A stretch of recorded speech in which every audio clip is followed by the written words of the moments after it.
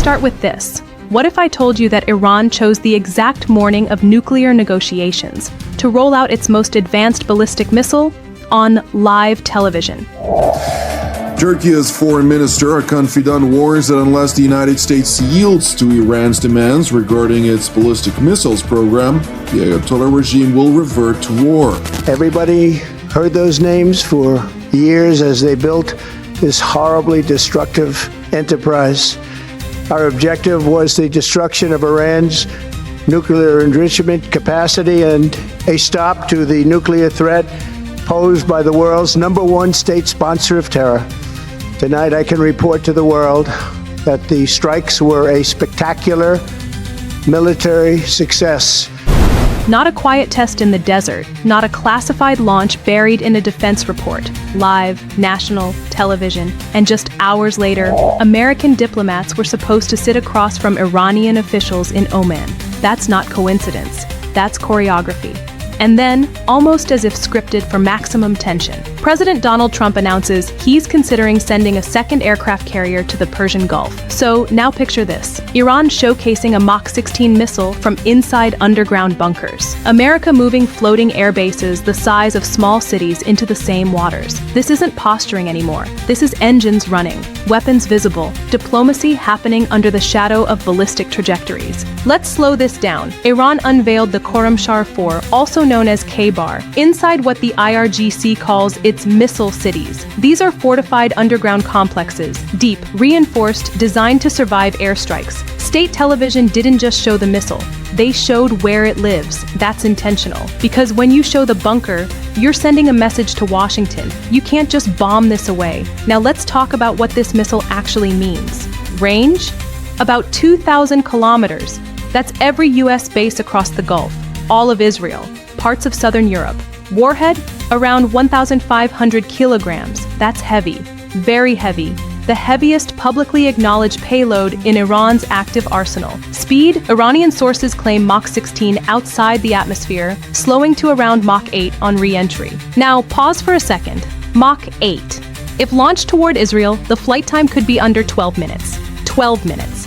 That's not, we'll discuss options in the situation room time. That's detect, track, calculate, intercept, prey, time.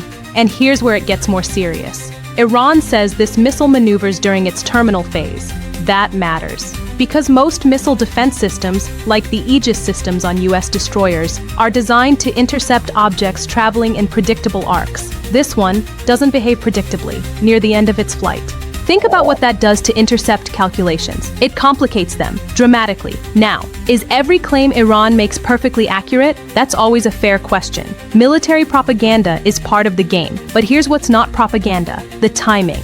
February 4th, hours before nuclear talks in Oman. Iran didn't whisper this launch, they amplified it. Their diplomats were flying to sit across from American envoys, including names like Steve Witkoff and Jared Kushner. And back home, the television was showing a missile capable of reaching US bases. That's not subtle diplomacy, that's leverage. It's saying, we are negotiating from strength. And Iranian officials didn't hide the tone. A senior IRGC figure made it clear, we do not give up our military capabilities. If the enemy makes a mistake, we will respond with force. The enemy is currently sailing in the Arabian Sea, because right now, the USS Abraham Lincoln Carrier Strike Group is in the region. Let's talk about that. An aircraft carrier isn't just a ship, it's a floating air force. It projects power without asking permission. When one carrier enters a theater, it signals readiness. When two carriers enter, it signals preparation. President Trump told Axios he's considering sending a second carrier strike group. We have an armada heading there, and another one might be going, he said. That's not vague, that's deliberate language. And according to US officials speaking to the Wall Street Journal, preparations are already underway inside the Pentagon. The USS George H.W. Bush is reportedly among the candidates. If two carrier strike groups converge in the Persian Gulf at the same time, the combined air wings allow for sustained operations. Strike after strike, without pause. One carrier can hit hard. Two carriers can hit continuously. Now imagine this dynamic. On one side, Iran's underground missile network, mobile launchers, hardened bunkers, dispersed across terrain.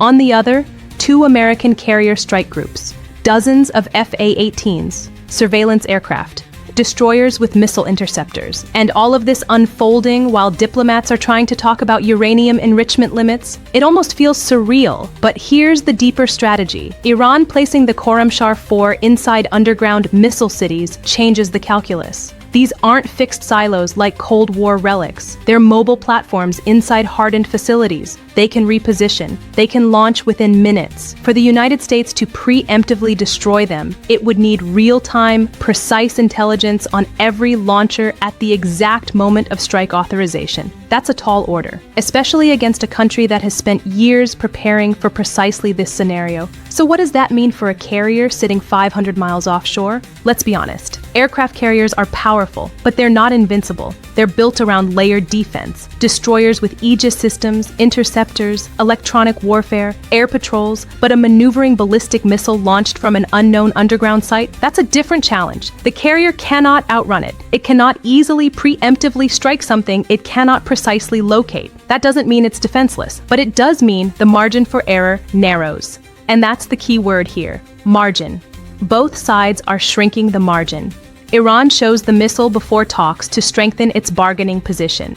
The United States prepares a second carrier to demonstrate it won't negotiate under intimidation. It's almost like both sides are speaking two languages at once, deterrence in the Gulf. And here's the uncomfortable question. What happens if one side miscalculates? History shows that escalation doesn't always start with intention. Sometimes it starts with a radar blip misread, or a drone flying too close, or a commander interpreting defensive maneuver as preparation to strike. When you compress response windows to 12 minutes, decision-making becomes razor-thin, and the Strait of Hormuz, the narrow artery through which a significant percentage of the world's oil flows, sits right between these forces. Any misstep there isn't just military, it's economic. Oil markets would spike within hours, insurance premiums for shipping would surge, global markets would react. So this isn't just about Iran and America, it's about Israel, it's about Gulf Arab states, it's about NATO infrastructure, it's about energy security, and maybe that's the point. By launching the missile publicly, Iran reminds every regional actor that it holds reach. By preparing a second carrier, Washington reminds Tehran that it holds overwhelming conventional power. It's a duel of messaging, with real weapons attached. Now let me add something that often gets overlooked. Both sides understand the cost of full-scale war. Iran knows a sustained U.S. air campaign could devastate critical infrastructure. The U.S. knows that even limited missile salvos could cause serious regional damage and trigger broader escalation.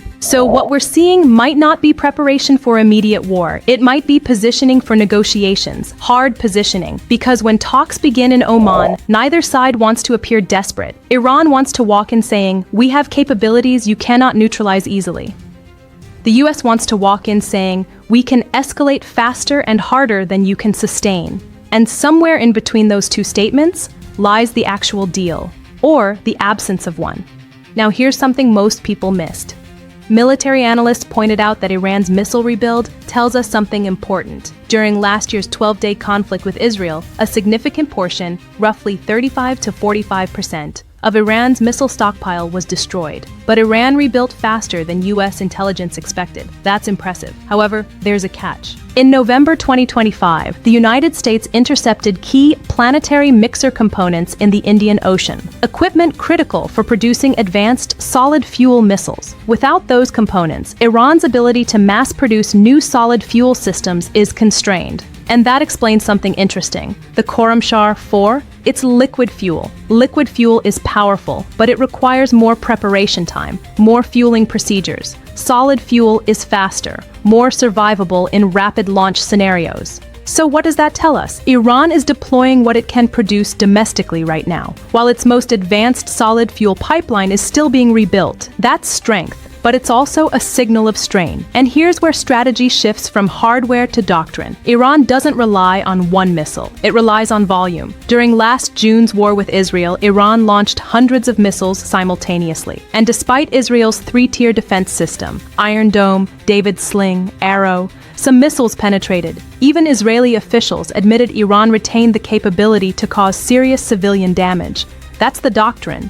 Saturation. Not one Khorramshahr 4, dozens. launched from dispersed underground platforms, maneuvering in terminal phase, overwhelming interceptor magazines. Missile defense systems have finite interceptors. You can reload, but not instantly. And that's the math Iran is betting on. Now let's talk about the second carrier, because this is where the equation changes. If there's only one carrier in the Gulf, Iran's IRGC Naval Command might calculate that a swarm attack, fast boats, drones, missile volleys, could at least mission kill the flight deck. Iran reportedly operates between 3,000 and 5,000 fast attack boats. 70 knots, multiple directions, sheer volume. It's naval guerrilla warfare. But 2 carrier strike groups? That's different. 2 full air wings, over 150 combat aircraft, 2 overlapping Aegis destroyer screens, double the interceptors, double the combat air patrols. The swarm math changes. And that's likely why Trump is accelerating deployment. It's not just about offense, it's about removing Iran's belief that a first strike could achieve psychological victory.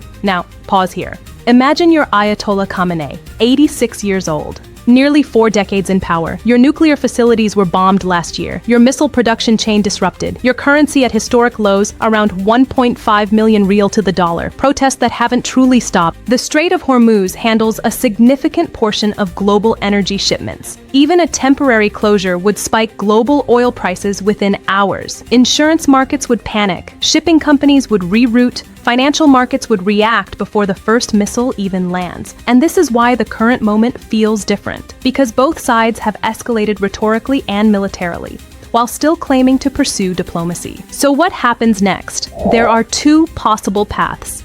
Path 1.